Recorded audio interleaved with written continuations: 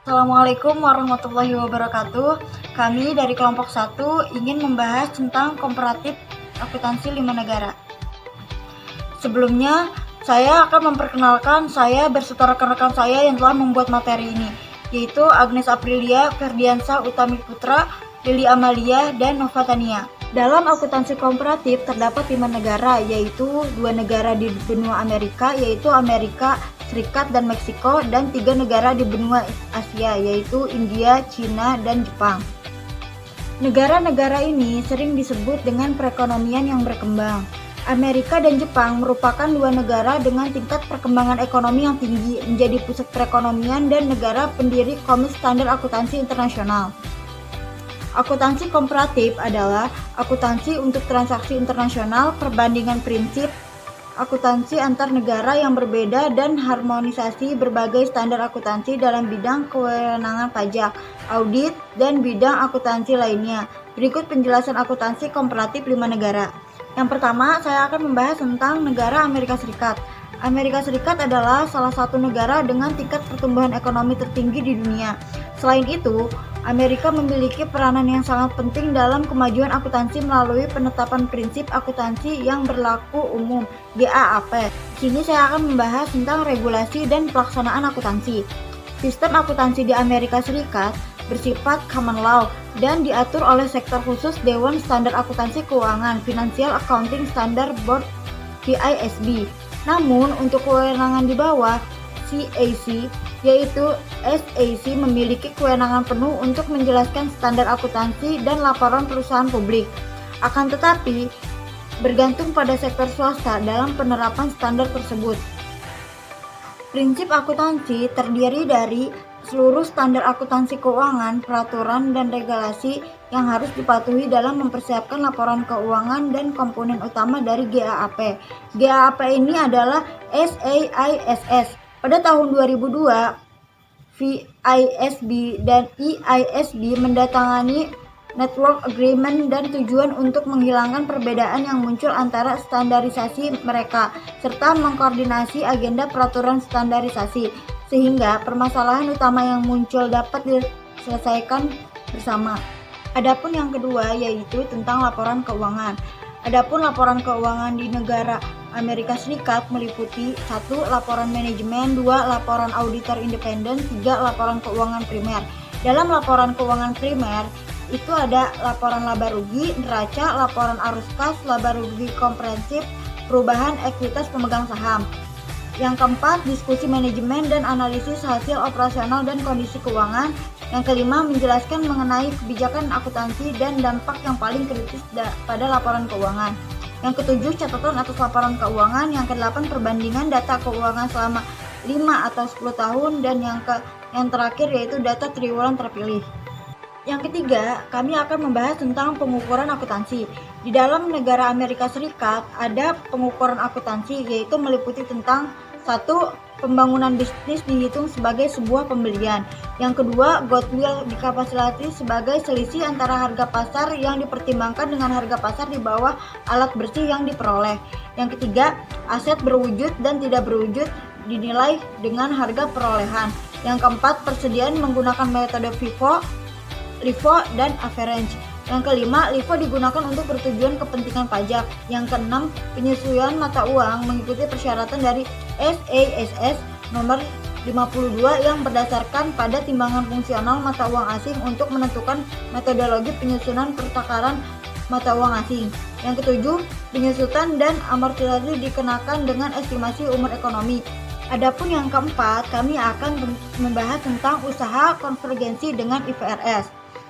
Di dalam usaha konvergensi dengan IFRS ini, kami memuat dengan metode akuntansi pembangunan usaha, goodwill yang timbul dari akuisisi, pencatatan investasi dalam perusahaan asosiasi, penyusutan akuntansi kemungkinan kerugian, list keuangan, pajak, tangguhan, dan cadangan untuk peralatan penghasilan sesudah sama dengan IFRS. Yang kedua, penilaian aset, penilaian tersediaan berbeda dengan IFRS. Negara kedua selanjutnya adalah negara Meksiko.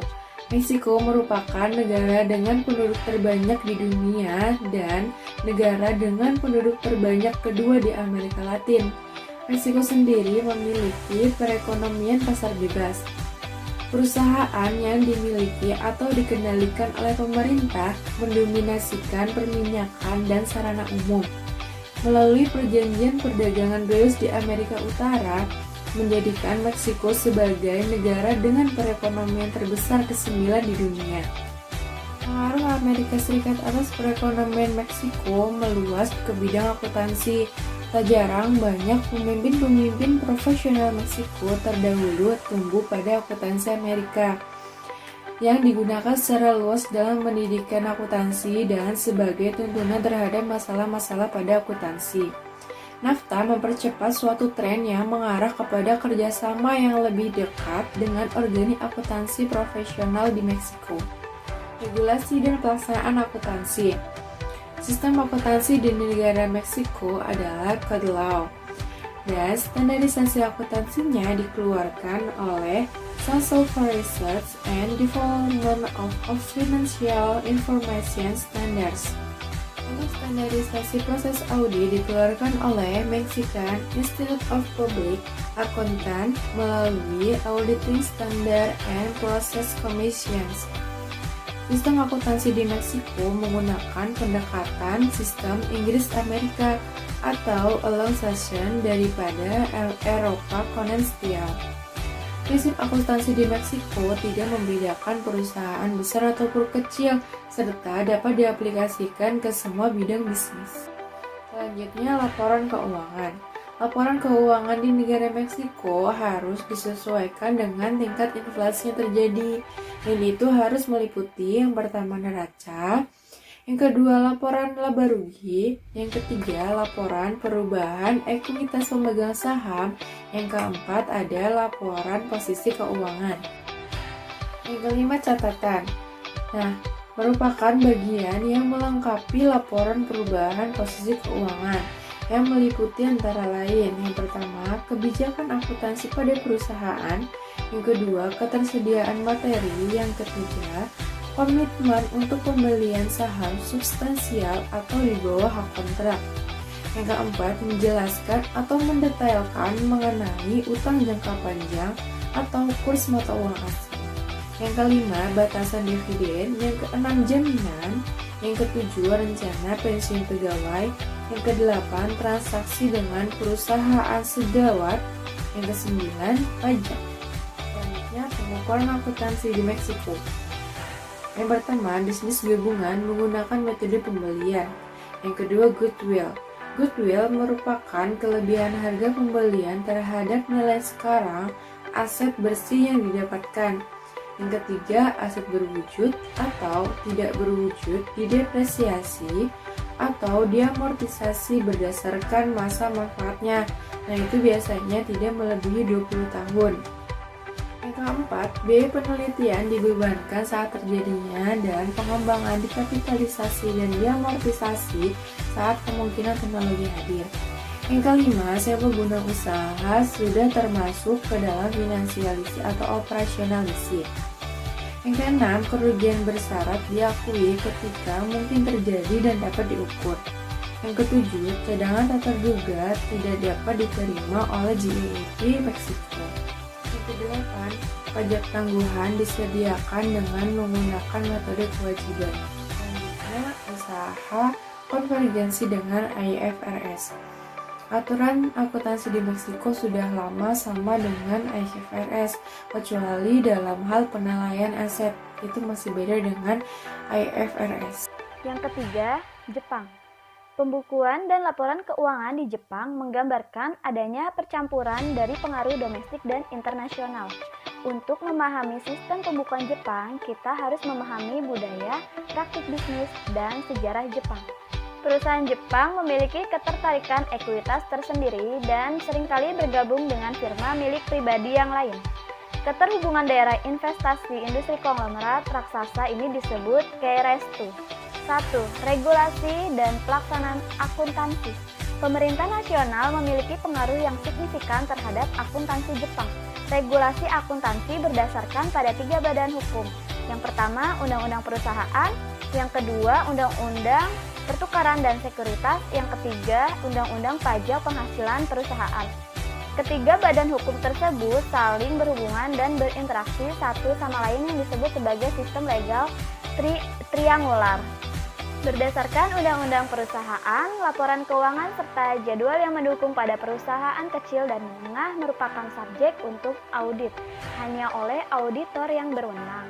Baik auditor berwenang atau independen, keduanya harus mengaudit laporan keuangan yang dipublikasikan oleh perusahaan sesuai Undang-Undang Pertukaran dan Sekuritas. Auditor yang berwenang tidak memerlukan kualifikasi profesional yang ditugasi oleh perusahaan secara penuh. Audit berwenang biasanya fokus pada manajerial direktur dan baik bekerja sesuai dengan kewenangan atau tidak. Auditor independen melibatkan pemeriksaan terhadap laporan dan catatan keuangan, serta harus dilakukan oleh akuntan publik bersertifikat. Laporan keuangan. Perusahaan yang bergabung di bawah Undang-Undang Perusahaan dibutuhkan untuk mempersiapkan laporan yang berwenang untuk disetujui pada saat rapat pemegang saham, yang isinya antara lain 1. Neraca, 2. Laporan laba rugi, 3. Laporan atas perubahan ekuitas pemegang saham, 4. Laporan bisnis, dan yang terakhir jadwal terkait. Yang ketiga, pengukuran akuntansi. Ini ada 8. Yang pertama, untuk penggabungan usaha menggunakan metode pembelian dan pooling of interest.